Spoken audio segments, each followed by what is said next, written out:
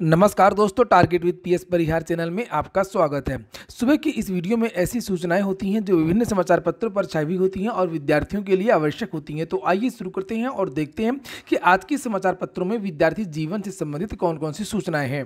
आगे बढ़ने से पहले एक महत्वपूर्ण सूचना है उन विद्यार्थियों के लिए जो विद्यार्थी लेखपाल भर्ती की तैयारी कर रहे हैं। वे सभी अभ्यर्थी चक्षु प्रकाशन की इस बेस्ट बुक को ले सकते हैं, जिससे आप लोग यहां पर देख सकते हैं। लेखपाल भर्ती में ग्राम समाज एवं ग्राम विकास से संबंधित महत्वपूर्ण प्रश्न 25 पूछे जाएंगे। यूपीएससी ने जो सिलेबस बताया था 8 दिसंबर 2021 को, उसी सिलेबस के आधार पर संशोधित परिमार्जित होकर के ये पुस्तक मार्केट में आ चुकी है।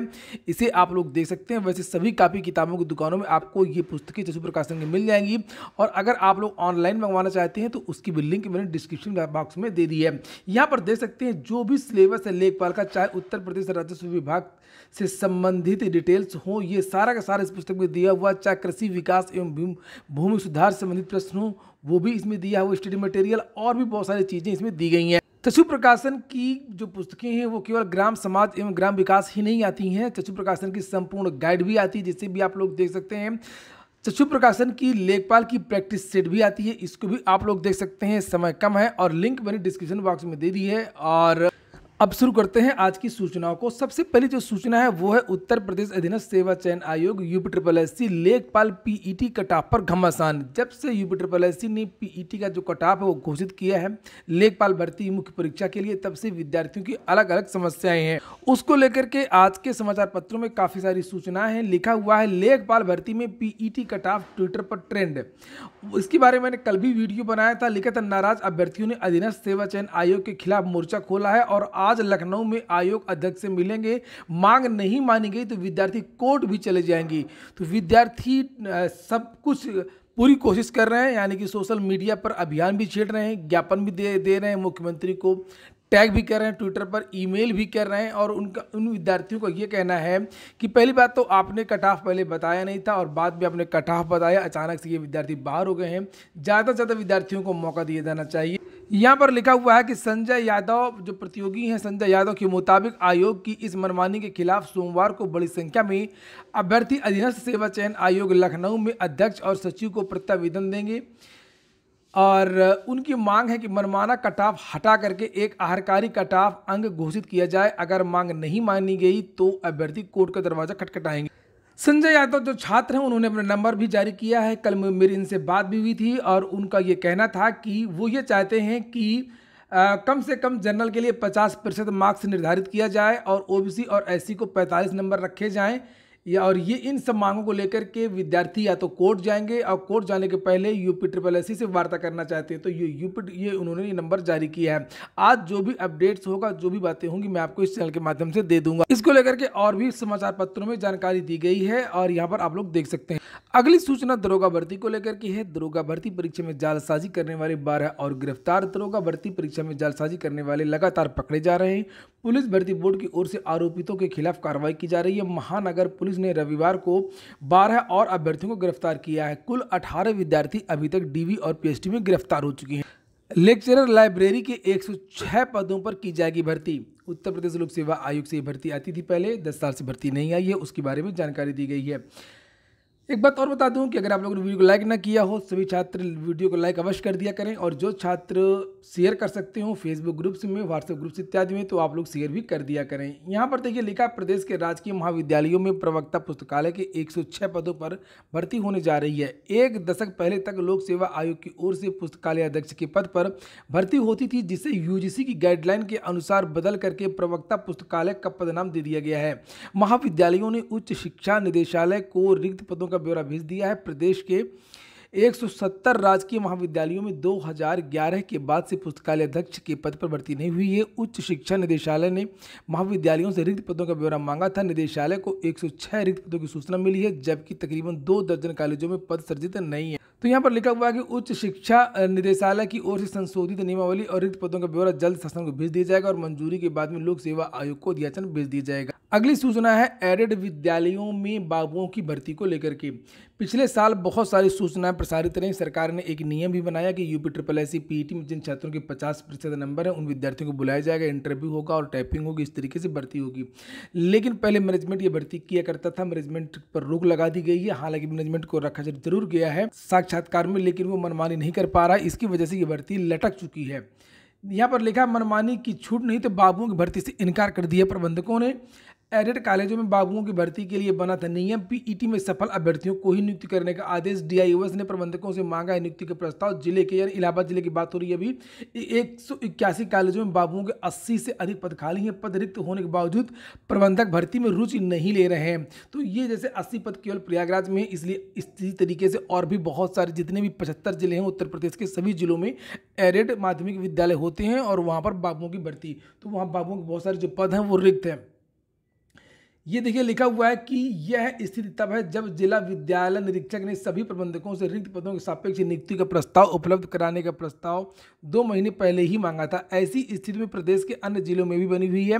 पहले प्रबंधक समिति रिक्त पद भरने के लिए जिला विद्यालय निरीक्षकों के जरिए माध्यमिक यानी अधिकारी और प्रबंधक मिलकर के भरते थे पद और लाखों रुपए का लेन देन के आरोप लगते थे। इसके चलते सरकार ने 25 नवंबर को एक इंटरमीडिएट एक्ट 2021 में संशोधन करते हुए चयन प्रक्रिया का नए सिरे से निर्धारण कर दिया और फिर ये कहा गया कि जो विद्यार्थी पीईटी में जिनकी 50% नंबर ज़्यादा होंगे, वो 18 से 40 वर्ष जिनकी आयु होगी और उन विद्यार्थियों को बुलाया जाएगा। उनकी एक टाइप टेस्ट होगा और फिर इंटरव्यू होगा, इस तरीके से भर्ती होगी। तो इनको पसंद नहीं आ रहा है और ये रिक्त पदों का जो ब्यौरा है प्रबंधक वो नहीं दे रहे हैं। प्रबंधक चाहते हैं कि किसी तरीके से वो डायरेक्ट नियुक्ति कर लें पैसे लेकर के, जिस तरीके से वो पहले नियुक्ति किया करते थे। यहाँ पर जो आरएन विश्वकर्मा है डीआईओएस, उनका बयान भी आया है। लिपिकों को रिक्त पदों को भरने के लिए प्रबंधकों से प्रस्ताव मांगा गया था, लेकिन किसी ने भी प्रस्ताव नहीं दिया। चयन के लिए फिर से प्रस्ताव मांगे जा रहे थे। तो विद्यार्थियों को इंतजार भी था कि अचानक से इस भर्ती का क्या हुआ, ये भर्ती आनी थी और रुक क्यों गई। एलटी ग्रेड के बारे में वही घिसी पिटी बातें हैं, कोई नई बात नहीं है कि अध्याचन आ चुका है और अब तक 3000, ये देखिए लिखा हुआ 3000 पदों का अध्याचन आ चुका है, लेकिन अर्हता वाली जो स्थिति है वो स्पष्ट नहीं हुई, जिसकी वजह से भर्ती रुकी हुई है। अमर उजाला पेज नंबर 9 लिखा हुआ प्रवक्ता के 106 पदों पर भर्ती होगी और पोर्टल खुला तो बढ़ेगी पदों की संख्या। सबसे पहले तो इधर देखते हैं कि आखिरकार ये प्रवक्ता के 106 पदों पर कौन सी भर्ती है। प्रदेश के राजकीय महाविद्यालयों में प्रवक्ता पुस्तकालय जो अभी बात हो रही थी, ये तो उसकी बात हो रही है। वहीं पर लिखा है कि अशासकीय कॉलेजों से मांगी जानकारी। उच्च शिक्षा निदेशालय प्रदेश के सहायता प्राप्त अशासकीय महाविद्यालयों में भी प्रवक्ता पुस्तकालय के रिक्त पदों की जानकारी मांगी है, यानी कि एक और भर्ती आ सकती है पुस्तकालय अध्यक्ष की। और हालांकि अब तक तकरीबन 8 कॉलेजों ने रिक्त पदों की जानकारी भेज दी है, जहां लगभग 10 पद खाली हैं। तो ये ब्यौरा पुस्तकालय प्रवक्ता की बात हो रही है। उसके बाद में बात है टीजीटी पीजीटी की। यहाँ पर लिखा है दोबारा पोर्टल खुला तो बढ़ेगी पदों की संख्या। इसके बारे में भी कल के समाचार पत्र के माध्यम से जानकारी दी गई थी। लेकिन उत्तर प्रदेश माध्यमिक शिक्षा सेवा चयन बोर्ड में 5350 पदों के लिए अध्यादेश मिला था और छात्रों का दावा है कि टीजीटी पीजीटी में लगभग 27,000 पद रिक्त हैं। प्रतियोगी छात्रों ने चयन बोर्ड से अध्यक्ष से मिलने का समय मांगा है। 23 मई का समय दिया गया है चयन बोर्ड के अध्यक्ष के द्वारा प्रतियोगी छात्र मोर्चा के अध्यक्ष विकी खान को, और ये सब बातें यहाँ पर लिखी गई हैं। 23 तारीख को जब वार्ता होगी तब पता चलेगा कि आखिरकार विज्ञापन कब आएगा। प्रतियोगी छात्र ये मांग कर रहे हैं कि 31 मार्च 2022 तक के रिक्त पदों का अधियाचन मांगे। छात्रों का कहना है कि प्रदेश में तकरीबन 14 लाख बीएड बेरोजगार हैं। प्रतियोगी छात्रों के मोर्चा के अध्यक्ष विकी खान ने चयन बोर्ड के अध्यक्ष से मिलने के लिए समय मांगा था। तो विद्यार्थियों की ये मांग है कि जो अधियाचन आया था 5300 पदों के लिए वो 2021 तक का था, 2022 तो शामिल ही नहीं हुआ और 2022 आ गया। तो ये पुराना अधियाचन है, इसको ध्यान न दिया जाए। अब इसके लिए फिर से पोर्टल खोला जाए और फिर से पोर्टल खोलने के बाद में 2022 के नाम से पोर्टल खोला जाए और अध्याचन मंगाया जाए। तो ये उम्मीद है कि जो पदों की संख्या है वो बढ़ेगी। कम से कम 8 से 10,000 जो पद हैं वो टीजीटी पीजीटी में फिर से एक बार हो सकते हैं। आरआरबी एनटीपीसी दूसरे चरण के इम्तहान आज से शुरू हो रहा है, उसके बारे में भी सूचना दी गई। सरकारी आईटीआई में सीट न भरने पर मिलेगा आवेदन का एक और मौका। प्रदेश के सरकारी औद्योगिक प्रशिक्षण संस्थानों में अब सीटें खाली बचने पर नए अभ्यर्थियों को आवेदन का मौका दिया जाएगा। यह मौका प्रवेश प्रक्रिया के 3 चरण पूरा होने व पहला आवेदन करने वाले सभी अभ्यर्थियों को प्रवेश का अवसर दिए जाने के बाद में दिया जाएगा। डीएलएड की सेमेस्टर परीक्षाएं आज से शुरू हो रही हैं, उसके बारे में भी सूचना है। डिप्लोमा इन एलिमेंट्री एजुकेशन 2021 के प्रथम सेमेस्टर की परीक्षा सोमवार से शुरू हो रही है।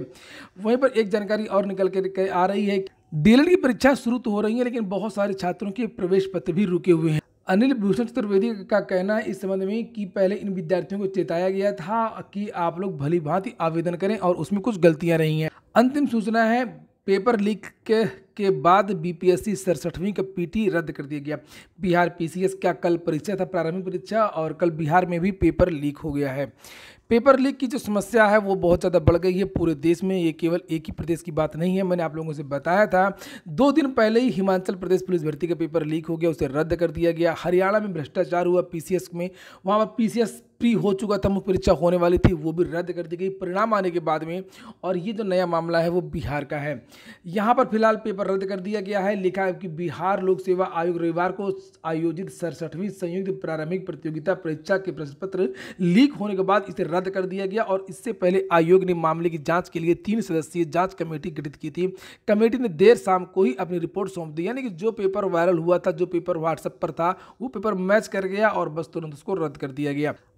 एक और सूचना है एसएससी की ही है। लिखा 45% ने छोड़ी परीक्षा, 1 साल भर भी गिरफ्तार। एसएससी ने कराई एमटीएस 2020 पेपर 2 परीक्षा।